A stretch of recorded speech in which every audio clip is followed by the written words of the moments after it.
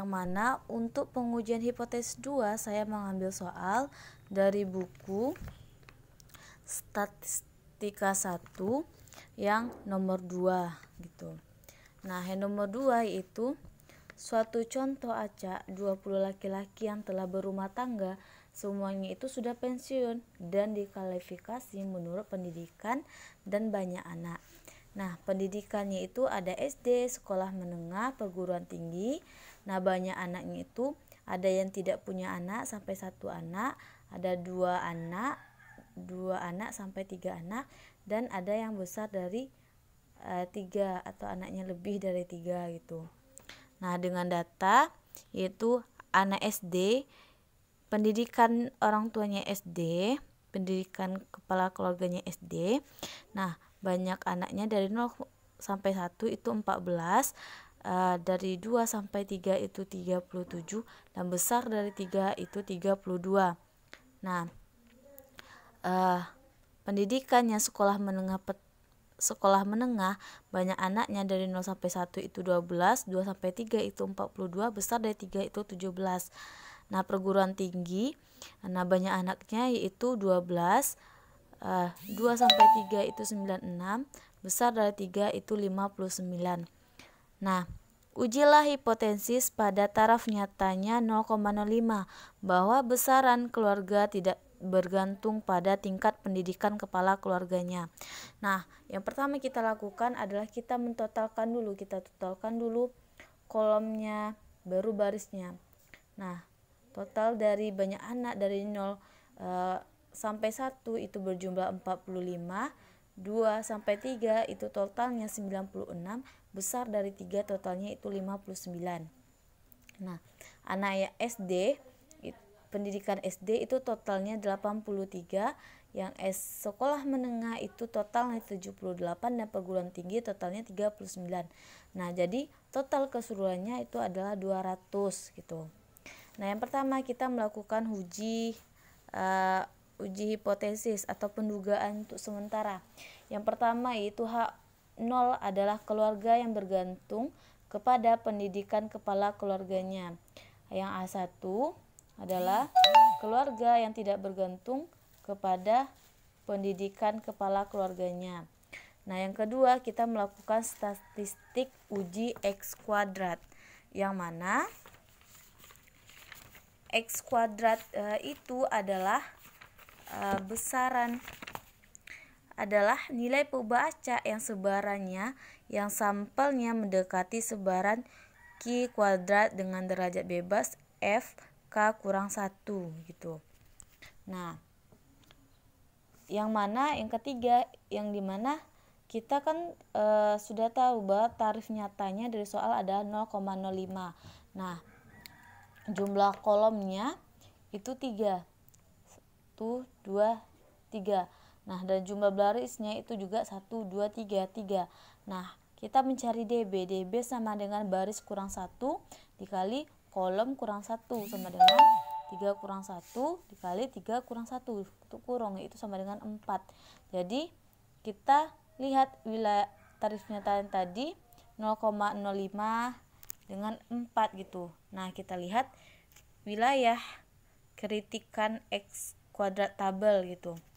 Nah, cara melihatnya yaitu menggunakan kita lihat pada nilai kritik sebaran Q kuadrat. Yang tadinya itu DB-nya kan F-nya itu kan 4. Nah, dan alfanya itu atau tarif nyatanya itu 0,05. 0,05 berarti nilainya 9,488. Nah, jadi untuk wilayah kritik X kuadrat tabel itu harus besar dari 9,488. Nah, yang kelima kita lihat dulu daerah penolakannya. Nah, tolak H0 jika X kuadrat hitung itu besar dari X kuadrat tabel. Yang mana tadi kan X kuadrat tabelnya sudah kita dapatkan yang ini. Nah, maka kita ganti X kuadrat hitung besar dari 9,488. Nah, yang keenam kita melakukan perhitungan gitu. Yang pertama bisa ya dilihat seperti tabel. Nah, yang pertama kita hitung dulu untuk anak SD. Untuk anak SD yang banyak anaknya 0, 1, OI ini adalah frekuensi amatan pertama ya, yaitu kan 14. Nah, SD dari 2 sampai 3 banyak anak itu kan 37 frekuensi pengamatannya, sampai seterusnya sampai ke perguruan tinggi. Dari pendidikan perguruan tinggi ke banyak anak itu besar dari 3 gitu. Nah, dan frekuensi amatannya itu 10. Nah, sampai 10 ya. Nah, ketika kita sudah temu OI-nya, frekuensi amatannya, kita mencari frekuensi harapannya atau EI. Nah, bagaimana cara mencari EI? Nah, EI itu atau frekuensi harapan itu sama dengan total kolom dikali total baris per total pengamatan.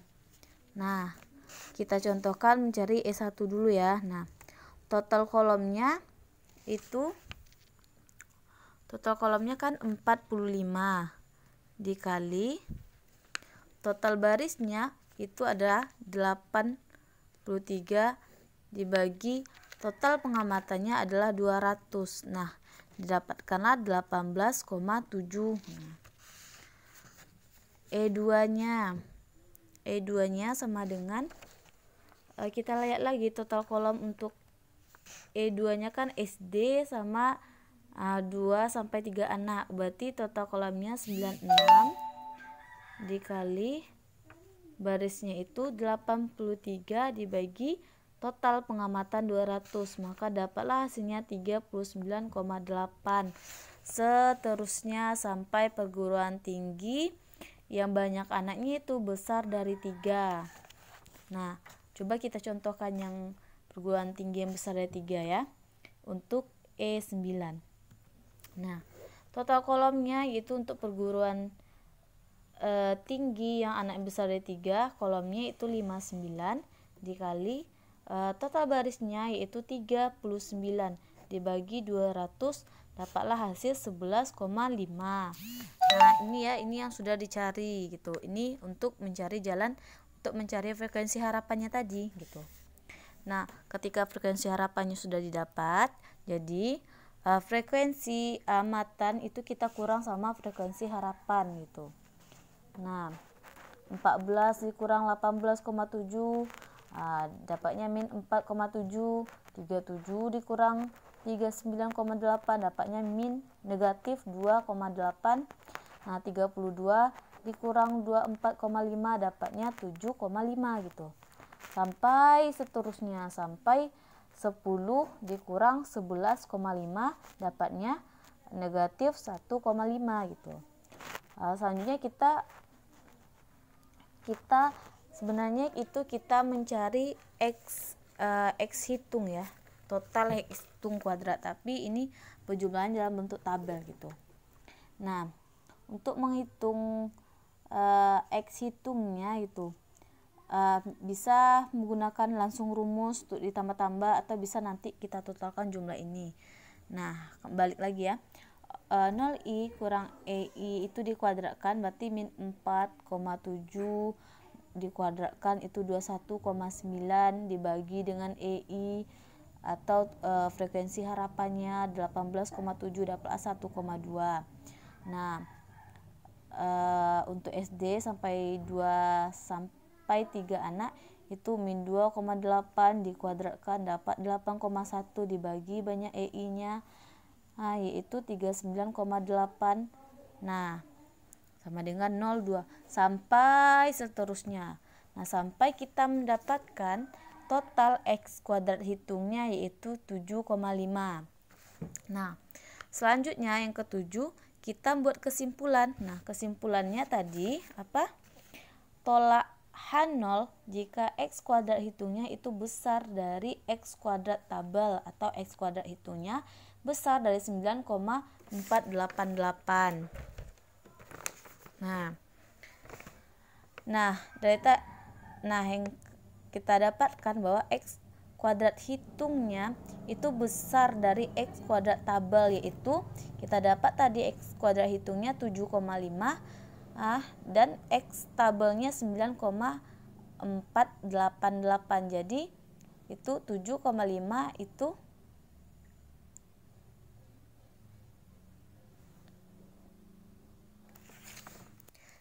kita dapat tadi ini kan. Nah, berarti H0 itu diterima. Artinya besaran keluarga itu bergantung pada tingkat pendidikan kepala keluarganya. Nah, mungkin sampai di sini dulu. Sekian dan terima kasih.